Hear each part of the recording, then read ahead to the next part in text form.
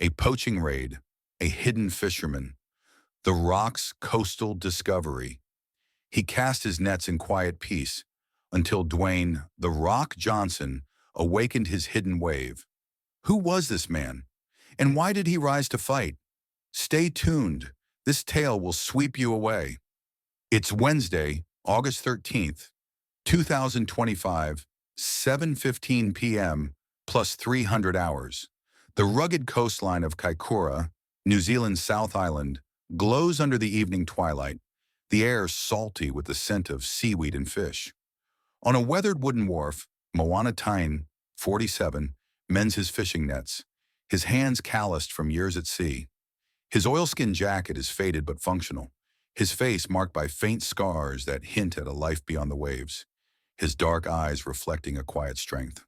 The splash of waves and the cry of gulls fill the space, as villagers know him as the skilled fisherman who feeds their community.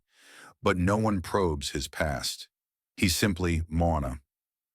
Moana pauses, wiping sweat from his brow, and glances at a small radio tucked in his tackle box. Its static breaking with news of illegal whaling poachers targeting coastal waters. Armed gangs, violence. A shadow of unease flickers across his face before he resumes his work, his movements steady. Beneath a locked compartment hidden under a deck plank lies evidence of his former life. A sonar device, an emergency signal flare, and a smoke bomb. Secrets buried deep, unknown to all. The following morning, a chartered boat glides into the harbor, its hull cutting through the calm waters.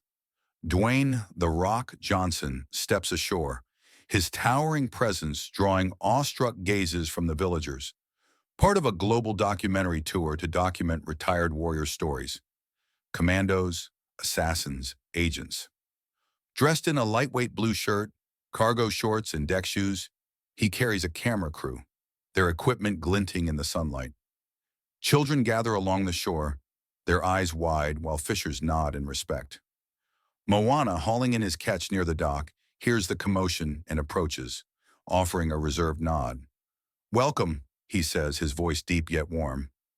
Dwayne approaches, the sea breeze invigorating him, and watches Moana handle his nets with expert ease, his movements fluid and strong. He notices his resilience in the scars tracing his arms. This fisherman has a tale, he thinks, his curiosity piqued. Moana hands him a small carved fish hook, crafted from bone, its edge sharp, and Dwayne thanks him, intrigued by the determination in his steady gaze, signaling his crew to set up as the village buzzes with anticipation. Night falls and chaos erupts. An illegal whaling poaching gang storms the harbor, masked gunmen leaping from speedboats, their harpoons and rifles glinting under the dock lights. They seize the port, taking fishermen hostage and using boats as barricades, their shouts blending with the crash of waves and cries of the trapped. Gunfire pierces the air, police sirens distant and faint. Moana, repairing his nets at home, hears the disturbance and peers out. A poacher bursts in, aiming a harpoon gun, demanding he stay silent or die. Moana reacts with surprising agility. Grabbing a fishing gaff, he hooks the thug's arm, the weapon clattering to the floor.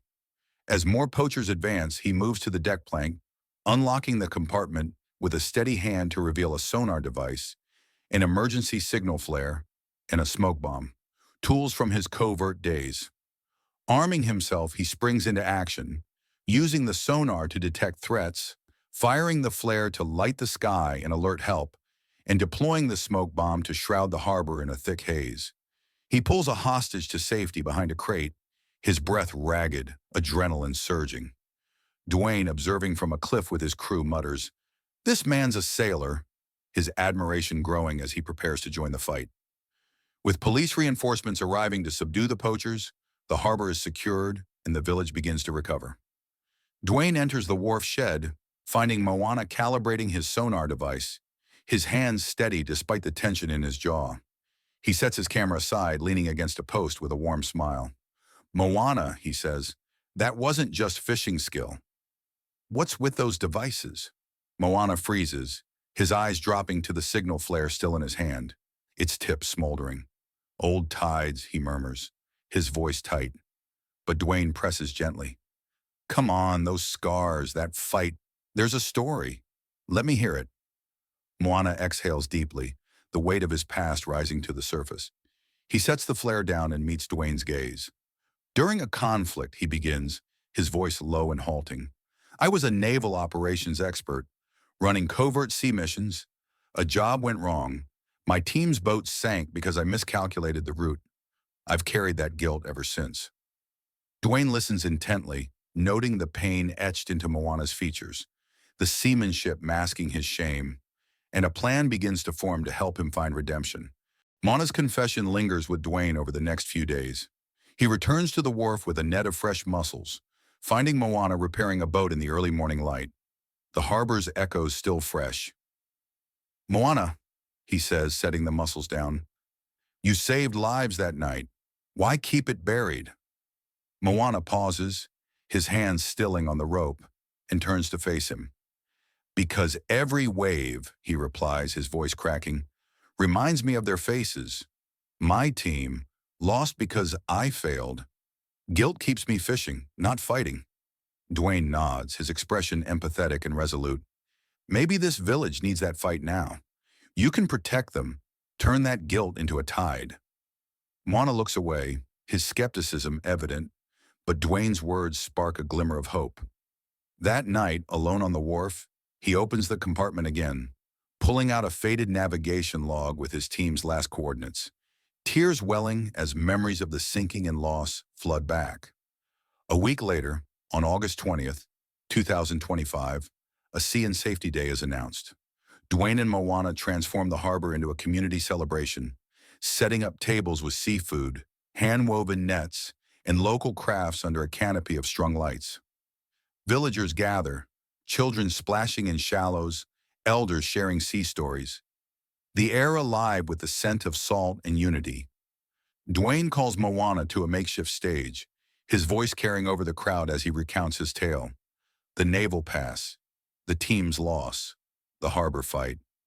This man, he declares, his tone both powerful and warm, turned his waves into a fortress for us all. The crowd erupts in applause, some villagers approaching Moana with grateful handshakes and murmured thanks. He steps forward, clutching the log, his voice shaky but firm.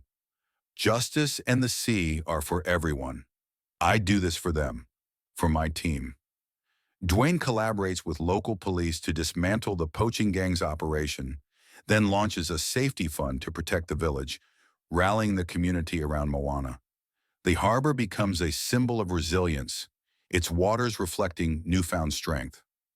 By September 9th, 2025, the village thrives with a renewed sense of maritime heritage and security. Sea and Safety Day's impact lingers, with locals organizing coastal patrols and fishing cooperatives. Moana continues his fishing, his scars a silent testament to his past, but his spirit now carries a quiet pride. Dwayne visits to bid farewell, presenting him with a hand-carved oar engraved with Navigator. This is yours, he says, his eyes reflecting pride. Moana takes it, his fingers tracing the inscription, whispering, "Thank you," as emotion swells within him. The narrative closes with the village's unity strengthened, Moana's redemption shaping a safer, more vibrant future. Dwayne's voiceover seals it. True waves rise from scars, carrying hope for all. Moana Tane proves that. Have you ever met a hidden hero like Moana? Someone who turned pain into purpose? Share their story in the comments and tell us where you're watching from. If this tale inspired you, hit that subscribe button, like and share to keep these stories alive. Join us next time for another epic journey with Dwayne "The Rock" Johnson. E.E.